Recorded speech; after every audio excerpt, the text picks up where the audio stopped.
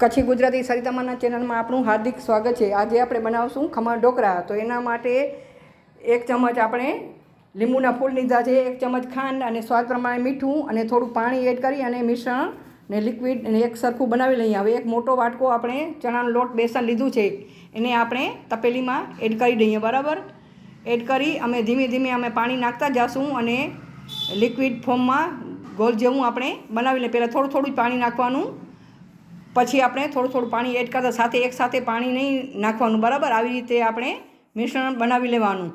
આ એક મોટા વાટકામાં લગભગ 1.5 ગ્લાસ જેટલું પાણી જોયું છે, તો આવી રીતે આપણે બનાવી લેશું। બરાબર આવી લિક્વિડ જેવું બનાવી લેવાનું અને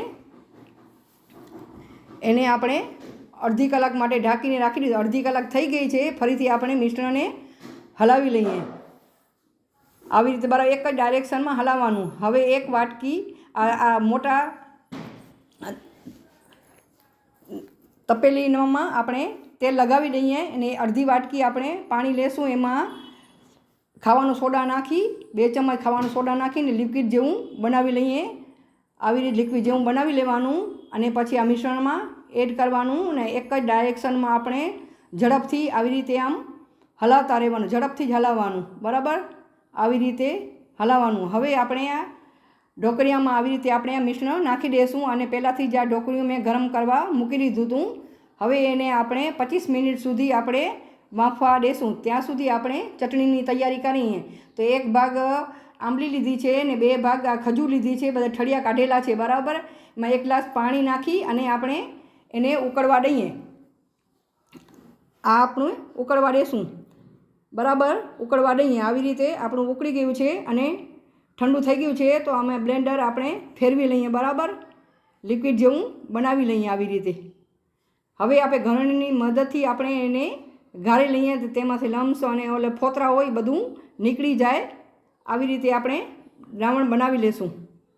હવે આપણે ઢોકળા તરફ જઈએ। હવે ઢોકળા પણ આપણા ચેક કરી લઈએ, ચપ્પુ નાખતા જોઈ શકો છો કે આપણા ઢોકળા ખમણ આ બનીને તૈયાર થઈ ગયું છે, તો એને આપણે ઠંડુ થવા દઈએ। બરાબર એને ઠંડુ થવા દઈએ।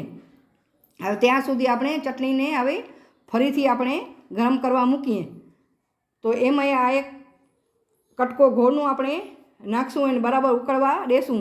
2 ચમચ કશ્મીરી મરચું, 1 ચમચ ધાણા જીરું પાવડર અને સ્વાદ પ્રમાણે મીઠું નાખશું અને ધાણા જીરું અને વરિયાળી આ શેકીને રાખ્યા હતા અને એને કૂટી નાખ્યા છે, ફ્રેશ જ નાખવાના, એનાથી ચટણીનો ટેસ્ટ બહુ સારો આવે છે। આવી રીતે આપણે ચટણી બનીને આપણી હવે તૈયાર થઈ ગઈ છે। જોઈ શકો છો કઈ મસ્ત મજાની બની છે। આ ખમણ પણ આપણું ઠંડુ થઈ ગયું છે, તો એના ઉપર આપણે 1 કપ જેટલું પાણી રેડી દઈએ। બરાબર રેડી અને આપણે આવી રીતે આપણે ચપ્પુની મદદથી કાપા પાડી લઈએ। આવી રીતે તમે જોઈ શકો છો, આવી રીતે આપણે કાપા પાડી લેશું। આવી રીતે તમને મનગમતા આકારમાં તમે કાપા પાડી શકો છો। આ જોઈ શકો છો તમે, આવી રીતે આપણા કાપા બનીને આપણા ખમણના તૈયાર થઈ ગયા છે। હવે ચટણીમાં આપણે લીલા ધાણા નાખી દઈએ। હવે આપણે ખમણ માટેનો વઘાર તૈયાર કરીએ, તો તેના માટે જરૂરિયાત મુજબ આપણે તેલ નાખશું અને ગરમ થવા દઈએ। તેમાં આપણે રાઈ નાખશું, મીઠો લીમડો નાખશું ને મરચાં નાખી અને એને તતડવા દઈએ। હવે આ તતડી ગયું છે, તો 1 ગ્લાસ આપણે પાણી નાખી દઈએ અને તરત ઢાંકીને, કેમ કે પાણીના છીટા ઉપર ઉડે, તો એને બરાબર ઉકળવા દેશું આપણે। હવે બરાબર ઉકળી ગયું છે, તો ઉપર આપણે ખમણ ઉપર આ બધું રેડી દઈએ ને થોડી વાર ઠંડુ થવા દઈએ। પછી આપણે ઢોકળા આ ખમણ ઢોકળા આપણે સર્વ કરીએ આપણે। હવે જોઈ શકો છો આપણા ખમણ આ તૈયાર થઈ ગયું છે અને ઉપર કોથમીર આપણે નાખી દઈએ। તૈયાર છે આપણા ખમણ ઢોકળા। જોઈ શકો છો કેવા મસ્ત મજાના પોચા પોચા બન્યા છે, સાથે છે આંબલી અને ખજૂરની ટેસ્ટમાં બેસ્ટ ચટણી। મારી રેસીપી તમને ગમે તો લાઈક કરજો, શેર કરજો, કોમેન્ટ કરજો અને મારા ચેનલને જરૂરથી સબસ્ક્રાઈબ કરજો। આભાર।